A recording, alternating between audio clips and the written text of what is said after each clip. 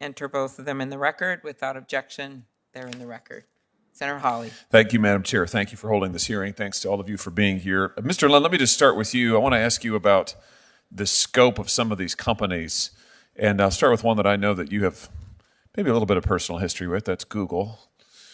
Google, let me just read to you a summary of Google's current holdings. Google Alphabet owns YouTube, Android and Pixel phones, Waymo, which is a self-driving car project, Project Wing, which is a commercial drone delivery service, Google Fiber, internet TV phone service, Google Cloud, G Suite, which of course is Gmail, Calendar, Hangouts, etc. Verily, that's a healthcare company, Sidewalk Labs, which is an urban development company, Google Capital, which is an equity investment fund, DeepMind, which focuses on AI, Project Loom, this is one of my favorites, which seeks to use hot air balloons to expand global internet access, Jacquard, I think I'm saying that right, which makes smart fabrics, Soli, which uses radar for touchless gesture control, and Spotlight Stories, which makes films, among other things. In other words, Alphabet Google owns a whole lot of stuff across a whole lot of industries. Here's my question to you. Is this a good idea? Is it a good idea to have one company competing in and indeed exercising dominant influence in multiple industries all at the same time? Absolutely not. And I mean, you left off a few from that list. I did. Chrome, Maps, there is absolutely no reason, for instance, why YouTube needs to be connected to a mapping system. There is no reason for Chrome to be connected to cloud.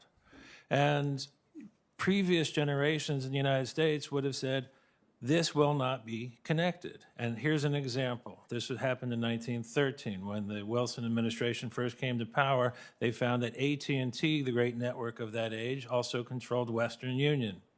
And so the White House called up AT&T and said, you will spin off Western Union. And they did.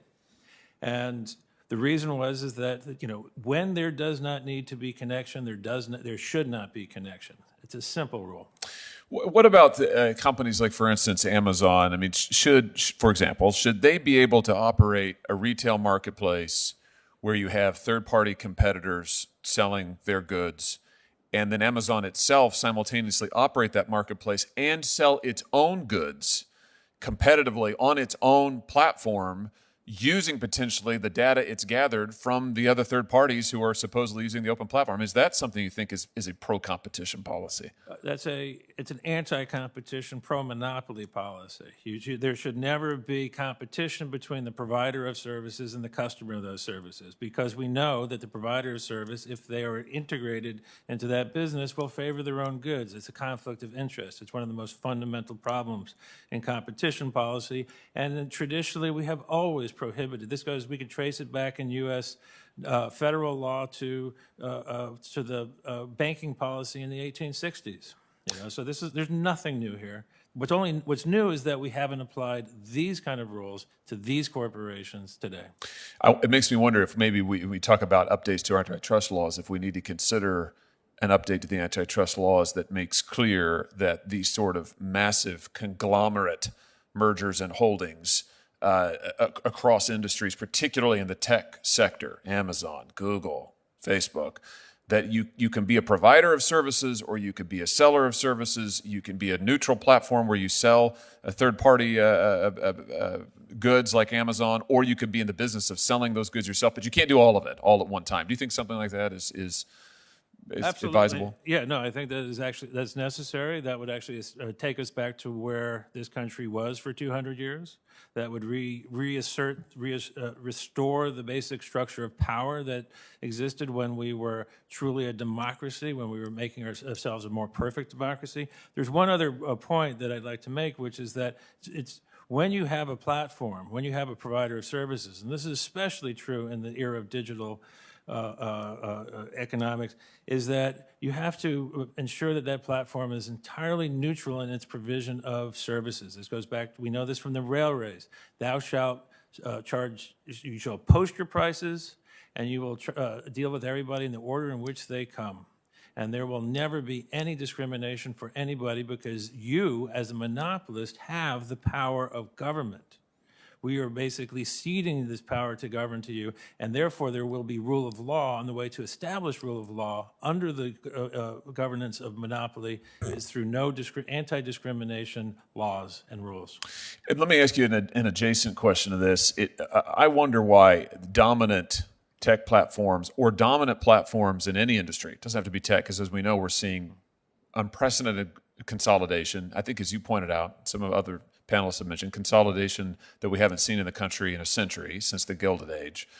Why should any dominant corporation be able to merge with any other entity? And let's just zero in on the tech platforms. Why should Google, for instance, or Facebook, why should they be able to buy anything else given their dominant size at this point? I mean, do you think a rule like that would prevent any mergers by a currently dominant platform, for instance, is something we should consider?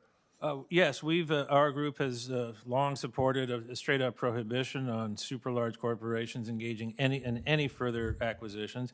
And actually, I would amend that to say that any corporation that is in court that is basically being charged with anti-democratic actions really should be especially strongly applied to them.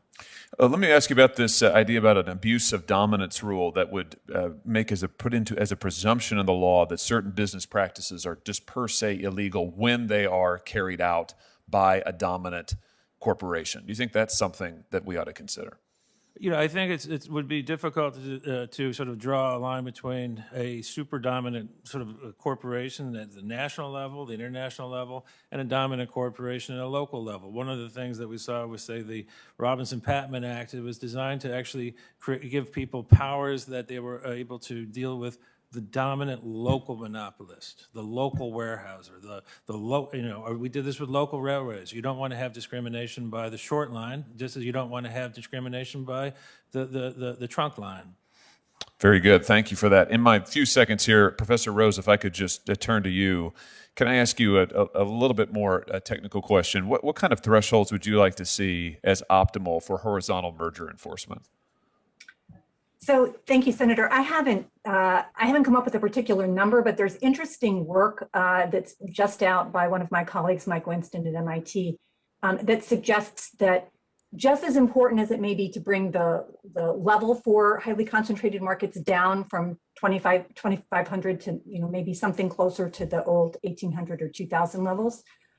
It's even more important to look at the change in HHI if you want to understand the change in concentration that would be created by the merger. That seems to be much more predictive of harm than levels. And so I would think that one thing that the agencies might look at as they're reviewing the horizontal merger guidelines, as they do periodically, is to put perhaps more emphasis on those changes in concentration, even for markets that might not be as highly concentrated at least under current guidelines. Very good. My last question, Madam Chair, it's still for you, Professor Rose. Vertical mergers, under what circumstance do you think that vertical mergers along a supply chain ought to be blocked?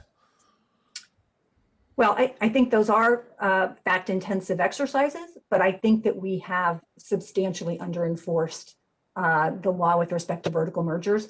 That's an area where it is very challenging, right? The AT&T Time Warner case, I think, demonstrated that